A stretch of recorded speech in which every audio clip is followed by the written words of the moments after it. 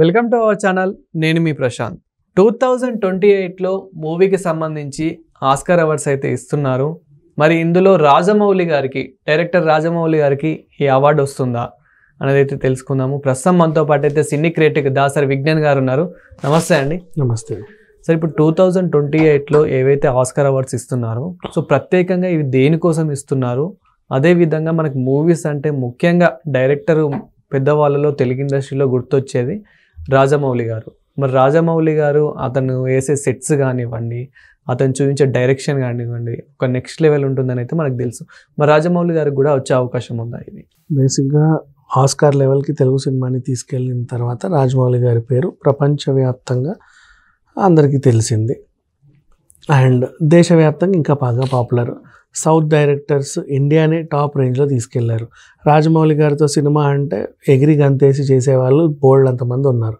ఈయన కన్ను మాత్రం చాలా రేర్గా వీళ్ళ మీద పడుద్ది. Present Mahesh Babu. And next దీంట్లో ఆల్రెడీ RRRకి ఆస్కార్ సంగీతంలో వచ్చింది, కానీ ఆయన ఎక్స్పెక్ట్ చేసింది అది కాదు.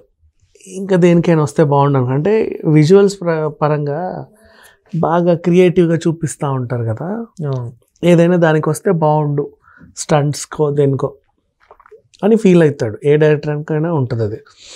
ఇకపోతే ఆస్కార్ గురించి మాట్లాడుకుంటే అకాడమీ 2028కి 100 years పూర్తి చేసుకుంటుంది. 96, 97 years మనం మాట్లాడుకుంటున్నాం. 98, 99, 100 100 ఏళ్ళు పూర్తి చేసుకోబోతున్నాం. కాబట్టి వీళ్ళు ఏం చేశారంటే ఇంకో అదనంగా 2-3 విభాగాలని అతికించారు. ఇంతకుముందు స్టంట్స్ విభాగంలో ఎవరు దానికి ఇవ్వాల, ఇప్పుడు స్టంట్స్ విభాగంలో కూడా వాళ్ళు పెట్టారు. ఇక్కడ విషయం ఏంటంటే ఇక్కడ నుంచి మేము స్టంట్స్కి కూడా ఈ గ్రాఫిక్, ఈ డిజైన్ వీటికి కూడా ఇస్తున్నాము అని వీళ్ళు ప్రకటించారు. ఆ ప్రకటించడానికి కొన్ని పోస్టర్ రిలీజ్ చేస్తారు కదా, ఆ ఒక పోస్టర్లో పులి రామ్ చరణ్ RRRలో జరిగే ఆ స్టంట్ని అక్కడ పెట్టారు. అది అందరికీ నచ్చింది. మామూలుగా మనం దేని గురించి ఎగ్జాంపుల్ చెప్పడానికి ఏదో ఒక బొమ్మ వేస్తాం కదా, వీళ్ళు మన ఈ సినిమాని సెలెక్ట్ చేయడం వాళ్ళకి బాగా నచ్చేసి ఇప్పుడు దేశవ్యాప్తంగా రాజమౌళి పేరు మారుమోగిపోతుంది. అంటే నెక్స్ట్ 2028లో ఖచ్చితంగా రాజమౌళి అవార్డు కొట్టబోతున్నాడు. మహేష్ బాబుతో తీయబోయే సినిమాలో ముందు ఇప్పటి నుంచే జాగ్రత్త పడతాడు. ఖచ్చితంగా అదేదో ఉండేలా చూసుకుంటాడు. అదేదో ఏదైతే ఉందో దానికి 100కి 100% ఆస్కార్కి మళ్ళీ పంపుతారు. ఈసారి అవార్డు కనీసం ఒక 4-5 కేటగిరీలోనైనా కొల్లగొడతారు. ఇండియాకి రెండోసారి ఆస్కార్ తీసుకొచ్చినటువంటి అరుదైన డైరెక్టర్ల జాబితాలో రాజమౌళి గారు ఉంటారు అని నెట్లో చాలా చాలా చాలా అభిప్రాయాలు అయితే వస్తున్నాయి. ఇది ప్రజెంట్ యాక్చువల్గా ఈ వార్తకు సంబంధించింది. ఇకపోతే రాజమౌళి గారి సినిమానే కాదు, ఏ సినిమా అయినా మనం ఆస్కార్కి పంపించుకోవచ్చు. మన దేశంలో సెలెక్ట్ కాకపోయినా ఉత్తమ ఫారిన్ ఎంట్రీలు కూడా ఉంటాయి. ఏంటంటే అకాడమీలో ఉండే వాళ్ళే ఆ సినిమాలు చూసి వాళ్ళకి నచ్చిన ఒపీనియన్ ఇవ్వాలి. వాళ్ళందరికీ సినిమా చూపించడం టాస్క్.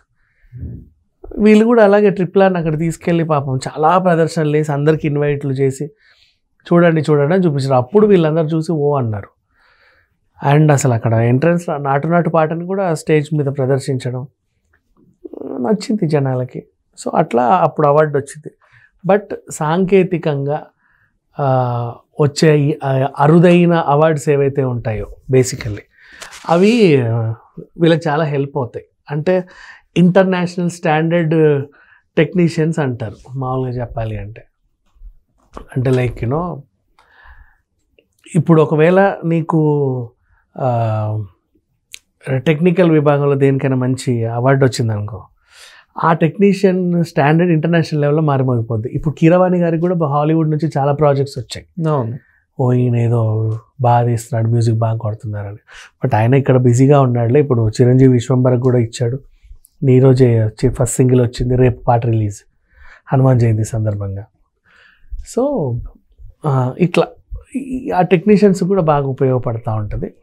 నెక్స్ట్ ఆ ప్రేమ్ రక్షిత్కి కూడా ఎక్కడి నుంచో అవకాశాలు వస్తాయి, పిలుచుకుంటారు.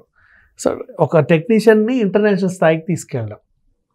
డైరెక్టర్ అంటే మళ్ళీ హాలీవుడ్ సినిమా చేస్తాడంటే చేయడలే, ఎందుకంటే ఆయన ఇక్కడే ఉండాలి.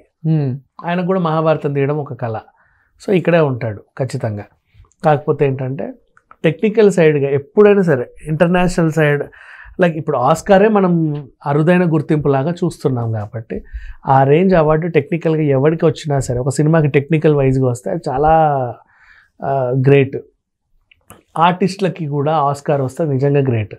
అంటే ప్రపంచవ్యాప్తంగా ఉత్తమ నటుడు కదా అవును, అన్ని భాషలలో ఉన్న వాళ్ళకంటే.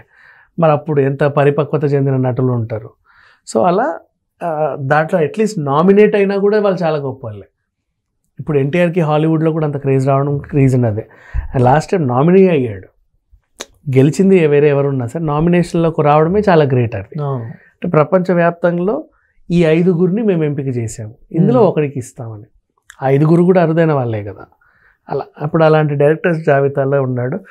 అలాంటిది ఉత్తమ డైరెక్టర్ వచ్చిందంటే ఇంకా నా ఆపడం ఎవరి వల్ల కాదు. అది చాలే అంతసేపటి నుంచి చెప్తుంటే దీని అంతకన్నా ఎక్కువ ఏం లేదు. ఇంకా ఎక్కువ లాగమా. లాగమా. Thank you sir.